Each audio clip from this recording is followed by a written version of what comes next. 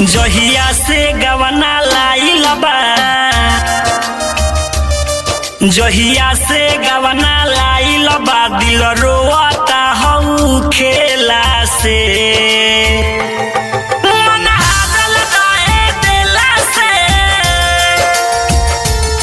मन हारल रहे दिला से, कहे मजा न मिले लेला से। हो मन हारल रहे दिला से, कहे मजा न मिले लेला से।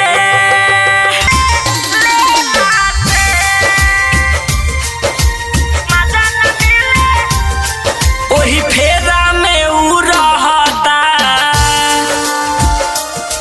भतरा के रोजो लहता, रोज माथा जैसे महता, साया से माल बहता। सुतलो में मनवा डरेला, सुतलो में मनवा डरेला, एकरा रे तेला बेला से। मन हारल रहे दिला से,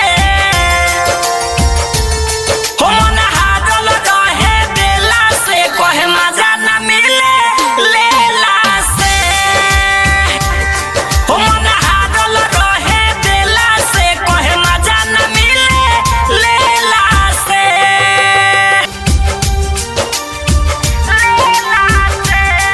अभी लइके हम बानी हो,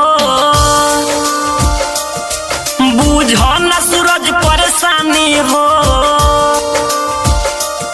मोरे चढ़ल ना जवानी हो, तले झारे लगल पानी हो। आलो गोस्वामी सुनो ना, आलो के अनिल तू सुनो ना, जी भरल ओकरा केला से। मन हारल रहे दिला से,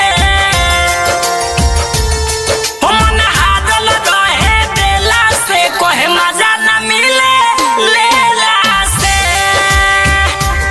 हो मन हारल रहे दिला से, कहे मजा न मिले लेला से। जहिया से गवना लाइल बा,